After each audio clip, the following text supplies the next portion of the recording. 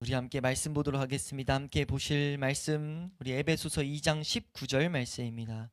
에베소서 2장 19절 신약성경 312페이지에 있습니다. 우리 에베소서 2장 19절 우리 한 절 말씀을 이 시간 함께 보도록 하겠습니다.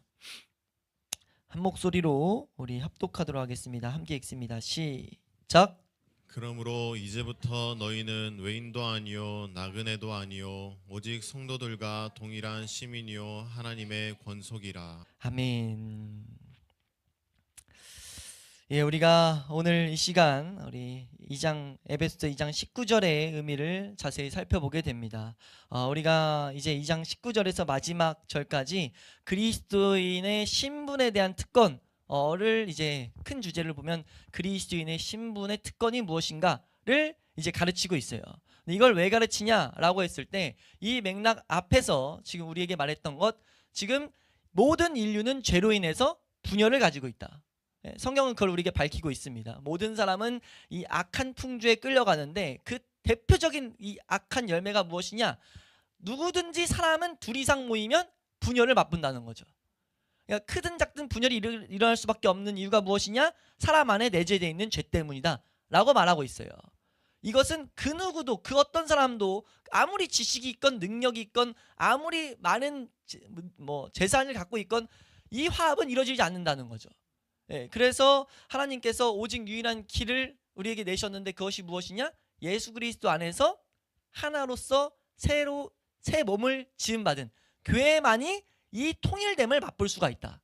반대로 말하면 교회는 이것을 반드시 맛봐야 된다. 교회로 부름받았을 때 교회 공동체에서 우리는 왜 예수님이 서로 사랑하라 했느냐? 이 가운데 우리는 반드시 하나님의 능력을 맛볼 수 있기 때문입니다. 그러니까 내가 만약 확실한 중생, 거듭남을 내가 가지고 있다면 우리는 이 하나님의 정확한 명령 앞에서 따르게 되는 역사를 맛보게 된다는 거죠. 분열밖에 일으킬 수 없는 내 삶 가운데 통일되게 되는, 나를 내려놓고 내 죄가 갖고 있는 특징, 나만 사랑하고 내가 갖고 있는 게 무조건 내가 알고 있는 게 가장 맞다고 하는 그 교만을 부수고 남을 사랑하게 되는, 남을 더 먼저 여기는 그런 말도 안 되는 역사가 예수 그리스도 안에서 이루어지게 된다는 거예요. 그리고 그걸 맛봤을 때 우리는 무엇이 되느냐? 예수 그리스도의 몸으로서 더욱더 지어져 간다라는 것을 말해요. 지금 그래서 이 바울은 에베소서에서 계속하고 있는 것, 특별히 2장까지 볼 때 우리가 계속 기억해야 되는 것은 1장에서 말했던 내용인데, 바울은 간구하고 있다는 거죠. 이 일은 사람의 이성으로 붙잡아지는 일이 아니기 때문에 성령님이 깨닫게 해주시기를 바라고 있어요. 이 지식은요, 성령님이 깨닫게 해주시지 않으면 아무리 그렇겠구나 라고 하더라도 내가 용납하지 않습니다. 겉으로는 내가 그렇구나, 그럴 수도 있겠다라고 생각할지 몰라도 이 말씀에 따라서 이끌려가지 않는다는 거예요. 말씀은, 성경에서 말하는 하나님의 말씀은 그 자체로 능력인 것을 우리는 알아야 됩니다. 그러니까 기독교의 신앙의 제일 기초는 무엇이냐면 하나님의 말씀은 능력이라는 거예요. 이 말씀이 구원함에 이르게도 하고 하나님의 사람으로 하여금 온전하게 만든다는 것이 우리 신앙의 기초가 돼야 됩니다. 보이지 않는 하나님을 볼 수 있도록 만드신 하나의 은혜의 수단이라는 거죠. 그렇게 봤을 때 이 말씀은 우리에게 분명하게 이 통일된다는 것을 이해를 만약 우리가 제대로 했다면 그 통일됨을 향해 나아가게 되는 역사가 일어나야 된다는 거예요. 근데 이 역사는 기도하지 않으면 절대로 일어나지 않는다는 겁니다. 그래서 우리가 오늘 보게 된 이 말씀도 우리가 알게 된 이 말씀을 가지고 반드시 기도하는 자리까지 나아가는 모든 예배자들이 될 수 있기를 주의 이름으로 축원합니다. 여기서 다시 한번 말씀으로 돌아가면, 여기서는 지금 이 분열되어 있는 대표적인 인물, 이 당시에 가장 대표적인 인물을 뽑아서 말했죠. 유대인과 이방인, 이 둘은 절대 하나가 될 수 없는데 하나가 되는 일이 그리스도 안에서 이루어졌다라는 게 이전에 9절에서 설명한 내용이었어요. 근데 그걸 잠깐 멈추고 이제 여기서 뭔 하나의 큰 내용을 말하냐면 우리가 이제 화합되기 위해서, 통일되기 위해서 알아야 될 내용이 있다는 거예요. 그 내용은 그리스도인이 무엇인가, 그리스도인의 신분을 정확히 알 때, 그 신분에서 나오는 특권을 누릴 때 우리는 서로 하나 되는 일을 위해서 다름박질할 수 있습니다. 그래서 우리가 오늘 이 19절을 통해서 그 특권에 대한 말씀의 시작점이라고 볼 수 있는데, 그 말씀을 우리가 특별히 세 가지를 말하고 있어요. 그리스도인의 신분이 무엇이냐? 첫 번째는 하늘의 시민권 된 자들이다. 하나님 나라의 시민 됐다. 둘째는 무엇이냐면 하나님 나라의 가정이다. 세 번째 개념은 하나님 내 성전이다 라고 말합니다. 이 개념을 우리가 이제 2장 19절부터 마지막 절까지 보게 되는데 오늘은 특별히 19절만 우리가 보게 됩니다. 말씀을 이제 보면은 이 시작이 어떻게 되느냐, 이 19절에 그러므로 이제부터 라고 하면서 환기시키고 있어요. 주의를 돌리고 있습니다. 이렇게 말한 이유가 좀 전에 설명드렸던 이유예요. 그러니까 지금 이 전에는 뭘 말하고 있었냐면 바울이 말하고 있는 주제, 에베소 교회가 알기 원하는 것, 특별히 우리가 이 시대 우리 교회적인 측면에서 우리가 성도, 그리스도의 성도가 알기 원하는 것, 그것은 분열되어 있던 사람들이 하나 되는 길이 열렸다, 하나님과 떨어져 있던 사람이 하나님과 화목해 되는 길이 열렸다라는 걸 설명하면서 그 일을 원활히 하는 방법을 가르쳐 주려고 하는데 환기를 먼저 돌리는 거죠.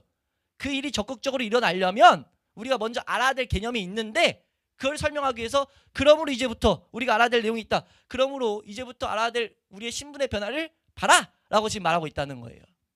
이해되시나요?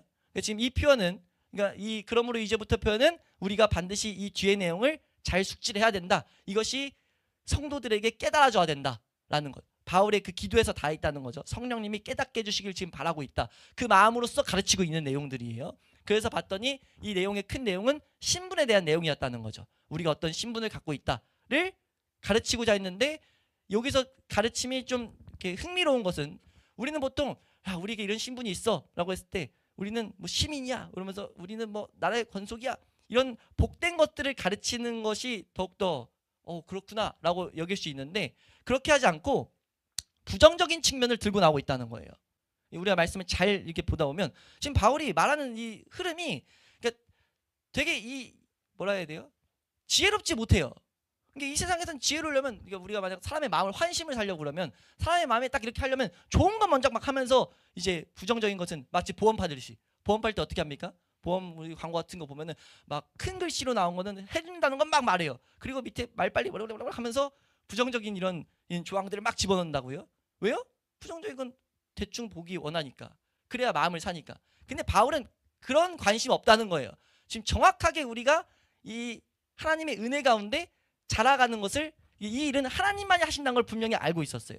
그래서 지금 바울이 하는 건 올바른 지식이 이 성도들에게 있어야 된다라는 것을 알고 있기 때문에 지금 먼저 뭘 말하냐? 조심스럽게 접근하게 하도록 부정적인 측면을 먼저 설명합니다.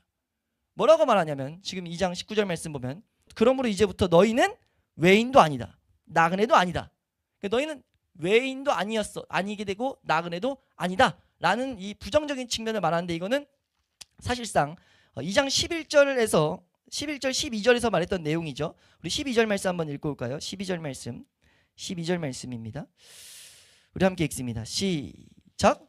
그때 너희는 그리스도 밖에 있었고 이스라엘 나라 밖의 사람이라. 약속의 언약들에 대하여는 외인이요 세상에서 소망이 없고 하나님도 없는 자이더니. 네, 지금 이 말씀을 했던 것을 바로 기억하게 하는 거예요. 그러니까 이때 뭡니까? 되게 부정적인 상태였어요. 하나님이 없는 자였고 우리가 약속에 대해서도 외인이었다. 그러니까 하나님의 성도들을 바라볼 때 전혀 우리가 동질감을 못 느낀 상태였다라는 것을 다시 기억하게 하고 있습니다. 근데 이렇게 말하는 중심은 무엇이냐면, 우리가 무엇을 생각해 볼 수 있냐면, 이건 사실 간단히 접목시키면 점검하라는 거예요. 이제 내가 너희에게 그리스도의 신분을 말할 건데 너 진짜 이대로 들어왔어? 너 정말 이거 느끼고 있어? 너가 하나님이 주시는 놀라운 특권을 깨달을 수 있는 상태가 되려면 정말 이 거듭남은 이론이 아니라 실제가 돼야 되는데 너 이거 진짜로 갖고 있니? 그 가장 큰 특징이 무엇이냐? 너 외인도 아닌 거 맞아? 너 지금 나그네 아닌 거 맞아? 라는 것을 지금 묻고 있다는 거죠. 여기서 표현하고 있는 이 외인이라는 단어는 낯설다라는 단어예요. 낯선 자. 그 나그네는, 나그네로 안 돼 있죠. 19절은 뭐라 했죠? 나그네로 돼 있군요. 나그네는 이방인이라는 단어입니다. 사실 이방인, 나그네. 그러니까 지금 우리가 이 세상을 살아가고 있는데 이 세상에서 우리가 성도가 됐을 때 구분지어서 다른, 우리가 위에서 한번 말씀드렸죠. 성도는 무엇이냐? 성도는 나그네다. 오히려 반대로 개념으로 성도는 나그네다. 왜 나그네냐? 이 세상은 세상 풍주에 휩쓸려서 사람마다 가지고 있는 목표, 사람마다 마귀가 사실 쥐고 있다고 그랬죠. 마귀가 어떤 것을 줬습니까? 목적을 다 심어놔요. 돈이면 돈, 명예면 명예, 인기면 인기. 야, 뭐 큰 카테고리가 아니에요. 맨날 말하는 딱 사람은 딱 뻔하면 그 안에서 쾌락이면 쾌락, 그 가지각색, 단지 모양이 다르고 교묘하게 그 내용들이 다를 뿐이죠. 근데 큰 주제는 이거란 말이에요. 이것들을 통해서 사람들을 끌고 가는데 거기에서 벗어나 가지고 그런 것들만 추구하던 인생에서 벗어나서 하나님을 추구하게 돼버린 거죠. 그래서 성도는 뭐냐면 이 세상에서 낯섦을 느낍니다. 성도는 오히려 낯섦을 느껴요. 왜 낯섦을 느껴요? 사람들은 다 그걸 향해 달려가는데 나 하나님을 쫓고 있거든요. 하나님을 쫓는 게 그리고 진짜 기쁨으로 느껴지거든요. 말 못한 신비라고요. 이 세상을 살아가는데 하나님이 정말 보화로 느껴져요. 아니, 그전엔 나도 이 세상 사람들처럼 돈이 좋고 즐거움이 좋고 사람들이 인기 많은 게 좋았는데 그것에서 벗어나가지고 하나님이 좋은 게 진짜 내 안에 중심으로 자리 잡고 있다 보니까 이 세상을 살아갈 때 이 세상 사람들과 교제할 때 낯설다고요. 낯설고 성경은 그걸 뭐라고 하냐면 너 그거 나그네기 때문이야. 너 이방인이기 때문이야. 넌 하나님 나라의 백성이기 때문에 그 나라에서만 너는 동질감을 느낄 거야 라고 설명하고 있었어요. 근데 그걸 역으로 바꿔서 지금 여기서 표현하는 건 이제 성도에 대해서 말한다고요. 성도들은 누구냐? 성도는 하나님만 바라보는 자들이야. 그렇기 때문에 만약 세상 가지고 들어왔을 때 낯섦을 느낄 거야. 넌 외인으로 느껴질 거야. 왜냐면 교회 안에는 참된 교회는 하나님만 계속 바라봐야 되고 하나님을 알아가는 것을 기쁨으로 누릴 수 있는 자들입니다. 그러니까 죄와 싸움을 기쁨으로 여기죠. 죄와 싸움은 어떤 사람이 자기의 죄를 들춰내는 걸 기뻐해요? 근데 성도는 기뻐해요. 왜냐하면 그걸 통해서 예수 그리스도를 붙들게 되기 때문에. 이 말도 안 되는 원리를 같이 공유하는 자들이라고요. 그러니까 세상에서 들어오면 뭘 느끼냐면 낯설어요. 낯설고 뭐라고 느낍니까? 오히려 내가 나그네 같아. 난 잠깐 있다 빨리 세상으로 돌아가야지. 이런 느낌을 갖는다고요. 그렇게 있었는데 너 이제 그거 아니야. 너 거듭났어? 너 그러면 교회 안에서 성도의 모임 가운데 너는 더 이상 외인도 아니야. 낯설지도 않고 넌 더 이상 그 가운데 나그네도 아니야. 근데 여기서 말하는 이유가 뭡니까? 너 진짜 그거 맞아? 너 교회 안에서 너 낯섦 안 느끼니? 너 이 교회 올바른 하나님을 추구하는 그 가운데 정말 너도 그 추구함을 갖고 있어? 그걸 점검해 보라는 거예요. 왜냐면요, 이것이 철저히 나의 가운데 묵상되지 않으면, 여기서 시작되지 않으면요, 이 뒤에 특권을 아무리 설명해봤자 뭐 그래도 어쩌란 건데 이거밖에 안 돼요. 근데 지금 바울이 말하는 것은 이 개념은 그리스도인으로 하여금 더욱더 자부심을 갖게 하고 그리스도인으로 하여금 더욱더 힘을 얻게 하고 더욱더 하나님을 향해서 열심을 갖게 하는 복된 진리입니다. 이 세상에 이치해야 하나 그 복된 것을 주고자 하는데 그냥 버림받는 내용이 되지 않기를 바랬다는 거죠. 그래서 지금 사도 바울이 뭐라고 있느냐? 너희들은 이제부터, 그러므로 이제부터 너희는 외인도 아니고 나그네도 아니다. 너 진짜 아니야? 너 그거 맞아? 라고 묻고 있는 것, 우리가 이것을 이 의미대로 이 중심대로 실제로 점검하는 데 사용할 수 있게 축원합니다. 우리가 이 묵상을 한 주간 이제 해나가라고 말씀을 드리는 건데, 해나갈 때 먼저 시작돼야 될 건 그거예요. 내가 거듭남에 대한 기쁨 가운데 살아가고 있는가? 거듭남의 의미를 확실히 갖고 있는가? 내가 정말 하나님만 추구하는 것을 내가 동질감으로 느끼는가? 그것을 우리는 확실히 점검해 봐야 된다는 것을 알 수 있기를 주의 이름으로 축원합니다. 그것을 말하면서 이제 나아가서 그리스도인에 대해서 묘사하는 것 두 가지 내용이 바로 19절에서 나오죠. 첫 번째 내용은 무엇이냐? 우리 한번 따라할까요? 오직 성도들과 동일한 시민이다. 시민이라고 가르치고 있어요. 바울은 여기서 교회를, 이게 교회거든요. 교회들, 성도들 중에 교회들을 뭐라고 말하느냐? 지금 시민이라고 말합니다. 이 시민은 성경에 계속 비슷한 개념으로 등장하는 하나님 나라의 시민, 특히 빌립보서 3장 말씀을 보면은 하늘의 시민권을 가진 자라는 표현을 쓰고 있어요. 그러니까 지금 우리가 이것을 분명히 알아야 된다라고 말한다는 거죠. 지금 이걸 말할 때 하나님이 바울이 그 당시에 가지고 있던 개념들을 분명히 이제 생각하게 하면서 쓰게 한 건데, 바울이 살던 시대에는, 이 고대에는 분명히 나라들을 구분지을 때, 성읍 혹은 나라를 구분지을 때 뭐가 있었습니까? 성읍이 있었어요. 성읍을 통과해야만이, 성문을 통과해야 이제 그 나라, 그 땅으로 들어가는 거예요. 그러니까 나라와 나라 사이에는 분명히 뭐가 있었냐면 구분이 있었습니다. 지금 그 구분을 가지고 개념을 갖게 하는 게 이 나라에 대한 큰 의미인데, 그 개념을 가지고 이제 하나님께서 우리가 알아야 될 그걸 딱 구분을 짓다 보면 이 가운데 우리가 갖고 있는 특권을 더 명확하게 생각할 수 있기 때문에, 그것을 비유로 교회는 무엇이냐? 하나의 시민이야. 하나의 구분된 시민이다 라고 설명하고 있다는 거죠. 그래서 이거 성경 같은 데 보면 뭐 이곳 저곳에 하나님께서, 그리고 예수님께서 우리가 하나님의 나라의 시민이다, 그리고 베드로전서 같은 데 사도들도 너희는 거룩한 나라다, 이런 나라라는 표현들을 분명히 쓰고 있는데, 이걸 통해서 우리에게 분명히 주시는 메시지를 세 가지만 보면요, 좀 전에 말씀드린 대로 첫 번째 내용은 무엇이냐? 우리는 구별된 사람들이며 분리된 사람들이다 라는 것을 말하고 있어요. 그러니까 이 나라라는 것은 국경이 뭐가 될 이 시대도 국경이 있죠. 성읍은 없지만 국경이 어떻게 되냐면 나라의 땅이 될 수도 있고 바다가 될 수도 있고 어떤 기점을 통해 가지고 국경이란 걸 만듭니다. 국경을 만들어서 뭐 하죠? 국경과 국경을 왔다 갔다 할 때 뭐 하게 만드냐면 뭐 여건이 필요한다던가 뭔가 이제 그 앞에 물건들을 검열하는 절차가 필요하다던가 뭔가 구분을 지어버린다는 거죠. 그런 구분이 교회 안의 성도들에겐 일어났다라는 것을 분명히 알아야 된다는 거예요. 이 넘어오는데도 과정이 필요했다면 돌아가는데도 과정이 필요한데 그래서 돌아가는 것 우리가 중요한 교리 중에 하나죠. 참된 성도가 된 다음에 타락은 있을 수가 없어요. 우리가 아무리 하나님이 징계하시면 징계하실지언정 타락은 있을 수가 없습니다. 성도가 안 됐으면 안 됐지 성도가 됐을 때는 하나님이 자기 나라 사람으로서 지킨다는 거죠. 나가는 것조차 절차가 필요한 거예요. 그러니까 이 구분이 분명하게 지어진다라는 것을 내 나라의 사람이다. 하나님이 통치하는 나라의 사람이다. 라는 것을 분명히 우리에게 가르치고 계신다는 거죠. 두 번째 의미로서 이것이 두 번째 맥락으로 이어지는 건데 지금 방금 말씀드린 대로 이 한 나라의 하늘의 시민권이다 라고 했을 때는요. 한 통치 어떤 통치자의 법과 생활 방식에 대해서 공통적인 끈으로 묶여 있는 것이다. 그러니까 한 성도라면 어떤 다른 통치 원리가 들어왔다. 그 통치 원리를 당연히 아는 게 당연하죠. 우리가 그것을 보면 또 한 시간이 할애되기 때문에 자세히는 안 다루지만 성도는요. 성도의 통치 원리가 있습니다. 성도가 살아가는 방식이 있다고요. 우리가 그걸 다른 예배를 통해서 계명을 어떻게 사용해야 되는지를 우리가 이렇게 배우고 있는데 계명을 올바로 사용해서 계속 하나님을 알아가는 것을 실제 맛봐야 돼요. 성도가 하나님의 나라의 백성이라고 하면서 그것을 맛보지 않으면 그 나라의 사람으로서 우리가 특권을 못 누리고 있는 겁니다.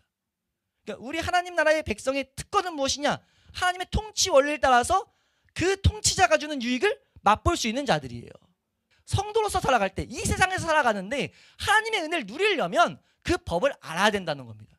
우리가 이 세상에 살아가면서도 이 세상에 주는 그 모든 영향을 다 받는다 성도가. 그 이유는 거듭나지 않았던가 혹은 성도인데 하나님의 법이 무엇인지 모르고 있다는 거죠. 하나님의 통치 원리가 무엇인지 모르고 있다는 거죠. 그러니까 우리 이 말씀이 우리에게 요구하는 건 뭡니까? 통치 원리 배워. 통치 원리를 통해서 유익을 얻어라 라고 지금 바울은 말하고 있다는 거예요. 우리가 이 통치 원리를 배우게 되면 뭐 하게 된다는 겁니까? 큰 맥락에선 분열이 없어질 거야.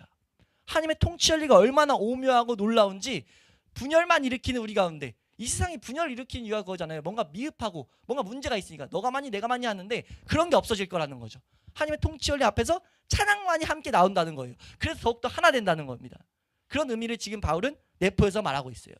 또 하나 무엇을 말하고 있냐면 이 의미 가운데 우리가 이 시민이라고 했을 때 이 시민이 갖는 특권이 무엇인지를 우리가 알아야 된다는 겁니다. 우리 한번 따라할까요? 시민이 갖는 특권. 이 시민이 갖고 있는 특권이 무엇인가 라고 했을 때 뭐 여러 가지가 있겠지만 가장 대표적인 건 우리가 이 우리의 통치자를 우리가 바라볼 때 자부심을 느낀다는 겁니다. 무슨 말이냐면 아까 잠깐 미국 얘기했으니까 미국을 또 이 세계 강대국이니까 미국 시민들은 많은 부분이 자기 나라에 대한 뭐가 있습니까? 뭐가 있겠습니까? 자부심이죠. 자부심. 우리가 하나님을 통치자로 여겼다는 것이 그 자체가 특권이 된다는 겁니다. 우리가 시민권이라는 것을 정확히 인지했을 때 나를 다스리는 분은 이 세상 만드신 만물의 통치자야. 너 알아? 이것만을 말하게 된다는 거죠. 내가 누구에게 통치받고 있는지 이거 자체를 우리는 하나의 특권으로 바라볼 수 있게 된다는 겁니다. 이것을 맛보는 자리까지 나아갈 수 있기를 주의 이름으로 축원합니다. 이게 자랑이 되려면 뭐가 돼야 되겠습니까? 하나님이 날 통치하신다는 것, 그리고 그 통치하시는 분이 누구신지를 정확히 내가 이해할 때 그건 우리에게 하나의 특권이 된다는 거예요. 우리가 그것을 맛보는 자리까지 갈 수 있기를 축원합니다. 또 하나 무엇이냐? 이 나라라고 했을 때 나라가 우리에게 자부심이 되는 것, 그것은 여러 가지가 있을 수 있겠지만 뭐 큰 맥락에서 이 나라 자체, 이 당시에 미국도 그렇지만 이 바울이 있을 때는 로마 안에 있었거든요. 로마 안에서도 지금 이제 성경을 쓸 때는 로마 제국 안에 있는 로마 그 큰 성읍 안에 있었단 말이에요. 그러니까 그 자체가 얼마나 사람들에게 자부심을 갖게 하는지 너무나 놀라움을 갖게 하는지 이제 어느 정도 이해하고 있었어요. 근데 바울이 갖고 있는 건 우리는 하늘이란 것의 시민권을 갖고 있다. 그러니까 우리는 뭐 서울이 수도다 뭐 이런 식으로 뭐 각자 뭐 수도 막 갖고 있는데 이건 다 한계가 있단 말이에요. 근데 우리 하나님의 사람은 하늘의 그 나라의 시민 됐다. 이 의미를 바라보라는 거죠. 그러니까 하나님의 나라, 이 하나님의 나라의 통치의 범위가 얼마나 큰지 우리가 이런 것을 알아갈 때 그것만으로 감사와 찬양이 넘치게 되면서 분열과 다툼이 없어지게 될 수밖에 없다는 거죠. 한 성도들이 부유한 가운데, 마음의 그 풍족한 가운데 살아갈 수 있게 되는 은혜가 이 가운데 공급된다는 겁니다. 그래서 우리가 이 시민을 통해서 이런 특권들을 생각해야 된다. 설명을 이거 두 가지만 드렸지만 더 무수한 것들을 우리는 생각해야 된다. 그 특권들을 우리는 바라봐야 된다. 그때 우리는 더욱더 하나 된다라는 것들을 지금 바울은 말하고 있다는 거예요. 나아가서 이제 우리 두 번째 묘사의 장면으로 넘어가면은 바울이 무엇을 말하느냐? 하나님이 우리에게 무엇을 가르치느냐? 하나님의 권속이다라고 말하고 있어요. 하나님의 권속. 이 권속이라는 단어는 가정, 이 집안 사람이다라는 표현이거든요. 그러니까 좁혀가고 있습니다. 이 국가라고 했다면 일반적인 개념이에요. 그리고 법적으로 묶여진 관계입니다. 근데 사실 그것도 은혜인데 거길 넘어서 가지고 이 집안 사람은 뭐예요? 피로 묶인 거라는 거죠. 더욱더 친밀하다는 겁니다. 그리고 여기서 가장 큰 유익은 뭡니까? 이 권속의 가장이 누구라는 거예요? 하나님 아버지라는 거죠. 그러니까 우리 앞에서 봤던 말씀을 더욱더 생각나게 하는 건데 하나님을 아버지로서 바라보고 우린 나가게 되는 자들이라는 거예요. 그러니까 아버지라는 것, 그 권속 집안이 있을 때 집안의 가장이 누구냐가 되게 중요하잖아요. 가장이 지금 어떤 통치를 갖고 있느냐라고 했을 때 그 안에서 우리는 유익을 느낀다고요. 그러니까 우리가 가족이란 건 뭐예요? 남이랑은 달라요. 남에겐 나의 문제가 있어도 뭐 요구를 할 수 없지만 가족에겐 필요한 게 있으면 가서 아버지 너 이런 거 필요합니다. 저 이런 사업할 때 이런 게 필요합니다. 뭐 혹은 이런 일을 하는데 필요합니다. 아니 혹은 이런 어려움이 있습니다. 라고 그냥 언제든지 친밀하게 나아가는 자들이라고요. 이해되세요? 이 의미를 우리는 분명히 알고 사용하라는 겁니다. 우리가 하나님의 이 건속, 하나님이 보호하시는 그 가정 안에 있기 때문에, 그 집안 사람이기 때문에 그 은혜를 충분히 분명히 알고 누리라는 거죠. 우리 마태복음 6장 32절 말씀 보면요, 우리의 아버지 되신, 우리의 그 가장 되시는 분은 어떤 분이냐라는 것을 예수님이 설명할 때 마태복음 6장 32절입니다. 함께 읽습니다. 시작. 이는 다 이방인들이 구하는 것이라 너희 하늘 아버지께서 이 모든 것이 너에게 있어야 할 줄을 아시느니라. 아멘. 하늘 아버지는 어떤 분이냐? 우리의 모든 것을 알고 계신다. 머리털까지 세신 분이다라는 것을 설명하면서 너희 필요를 이미 알고 있기 때문에 구할 때 그 중심에 맞게 가장 필요한 것, 가장 적합한 것을 줄 수 있는 분이야 라고 말하면서 구하라고 말하는 거거든요. 하나님의 올바른 것들을 구하라는 것을 가르치는데 우린 이 은혜를 분명히 알고 살아가야 된다는 거예요. 또 하나, 이 가정이라는 것을 통해서 우리에게 말씀하시는 것은 로마서 8장 17절 말씀입니다. 로마서 8장 17절 함께 읽습니다. 로마서 8장 17절 말씀입니다. 함께 읽습니다. 시작. 자녀이면 또한 상속자 곧 하나님의 상속자요 그리스도와 함께한 상속자니 우리가 그와 함께 영광을 받기 위하여 고난도 함께 받아야 할 것이니라. 아멘. 우리 자녀라는 것은 무엇을 말하느냐? 하나님이 주실 모든 상급의 상속자다. 그 후사다 라는 것들을 알고 살아가라는 거죠. 그러니까 우리가 왜 그리스도인으로서 살아가는 것을 기쁨으로 살아갈 수 있는가 라고 했을 때 하나님이 이 약속을 주시기 때문이라는 거예요. 그럼 이게 내가 받아야 될 게 뭔지를 알아가는 건 당연한 거 아니겠습니까? 하나님이 나에게 뭘 주시는지, 어떤 은혜를 주시는지, 하늘의 기업이 무엇인지를 우린 찾아가는 게 당연하다는 거죠. 우리 그것을 알기를 간구하는, 성령님 앞에 지혜를 구할 수 있는 모든 예배자들이 될 수 있기를 축원합니다. 우린 이걸 마땅히 알게 해달라고 기도해야 돼요. 마치 뭐가 같냐면 이 세상에서 어떤 후계자 수업을 받는데 내가 뭘 후계를 받는지 알고 받아야 될 거 아니에요? 근데 그게 값어치 있는 것이면 있을수록 기쁨을 한다고요. 뭔가 이 세상에서 있을 때 뭐 권위로 보면 왕인데 왕이 세자를 세웠어요. 세자가 왕 수업을 받는데 너무 힘들어. 힘든데 아무리 힘들어도 때려쳐버려. 안 하는 이유는 뭡니까? 얼마나 좋은지를 알 때 그 길을 걷는다고요. 무슨 말인지 이해되세요? 왜 바울이 지금 이런 것들을 알라고 말하냐면 우린 이 세상에서 그리스도인으로서 살아갈 때 있는 훈련들이 있습니다. 그 훈련을 기쁨으로 감당하길 바라는 거예요. 그리고 그게 정말 복인 것을 알길 바라는 겁니다. 그리스도인이 이걸 모르면요, 세상과 똑같이 살아가면 그거는 거듭남의 구분도 점검도 할 수도 없고, 그리고 나아가서 하나님이 주실 은혜들을 삶에서 제대로 누릴 수 없다는 거예요. 하나님이 주실 은혜는요, 하나님의 지금 은혜들, 기업들을 이 세상에서 맛볼 때야만이 그것을 제대로 누릴 수가 있습니다.